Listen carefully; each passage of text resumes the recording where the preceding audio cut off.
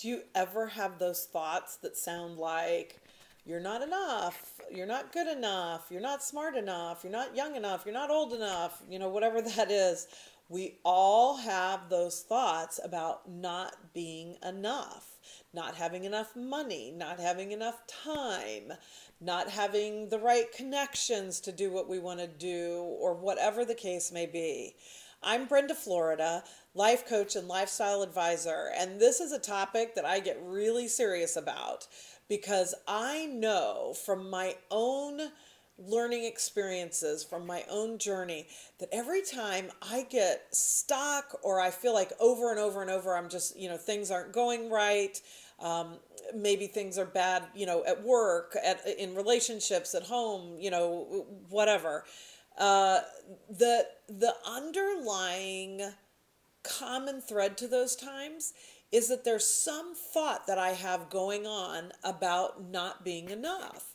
Maybe it's even as simple as not worthy enough. I hate that one. I hate the way it sounds. Of course, I would never say out loud, I don't feel worthy, because that seems ridiculous. Of course, I think other people are worthy just because they exist, right? Like, I really believe that we are all a unique expression of the divine, is the way I like to say it. So everybody has their own divine nature. This is part of what I talked about a couple weeks ago in the Own Your Brilliance blog and video, because I think that owning our brilliance is about being exactly who we were created to be, that little magic spark, that you that is the only you there is. There's not another one like me or you anywhere in the world from now through eternity. There are no repeats. So we each have this really unique spark. And yet, what stops us from being our best, what stops us from going after a goal or deciding we can even dream one of our dreams, are these thoughts about not being something enough. So today I want to give you a way to work with this. I just want you to maybe think about how not enough is playing out in your life, in an area of your life where you don't feel like you're having the success, or you're not, working at the level that you want to. And by work, I don't necessarily mean professional work. It may be your work in the world, but it may be in a relationship with a spouse, a significant other, somebody you're dating. It might be in a family relationship, who you are as a mother or father, or how you're doing, navigating your kids, graduating from high school and college and moving into an empty nest period. It doesn't matter what it is. You think of the area of your life that's giving you the most challenge. And I want you to think about it in these terms. Where is the message that you're saying to yourself that you're not something enough, or there isn't enough, fill in the blank? Because what I've learned is that those are always a lie.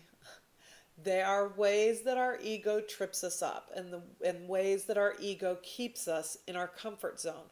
Because the funny thing about comfort zones is, even if they don't feel good, right? Even if they seem uncomfortable, we get used to that discomfort.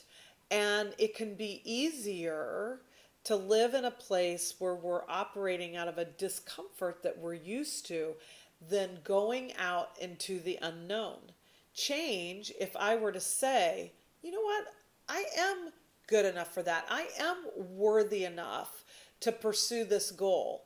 Whoa, now I have to go out and start acting on that, right? Do some things differently, maybe call some people, experiment with something, or investigate something, and now suddenly I'm in the unknown.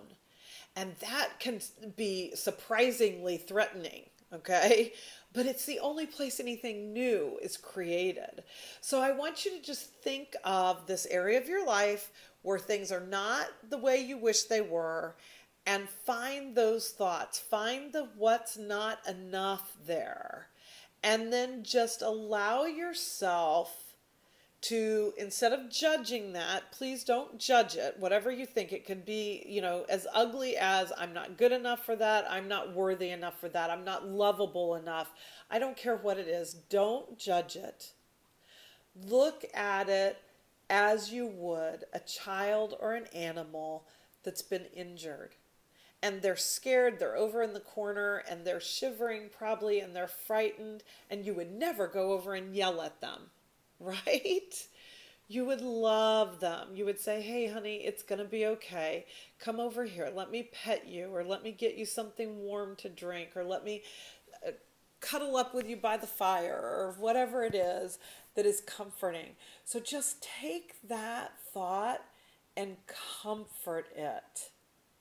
And see if in the comforting, it doesn't bloom into something else, right? Because every child that's skinned their knee, or every animal that's been injured, once you give them that comfort, they move on. And often they move on actually in a more positive and joyful state, right? How many times have you seen a kid fall down, skin their knee, look around, see if anybody's upset or worried about them, and then it's like, oh, okay, I'm okay, and I'm going to go play now. So give yourself that comfort, and then allow yourself whatever comes next. If it's to go play or whatever that is, maybe it's an idea to go do something. Maybe it's a new goal. Maybe it's a new action step towards a goal. Just allow that to be. And let's remind ourselves that we are enough already. You have everything you need in that spark of the divine you have. I'm Brenda, Florida. Thank you for joining me in this journey to live lavishly.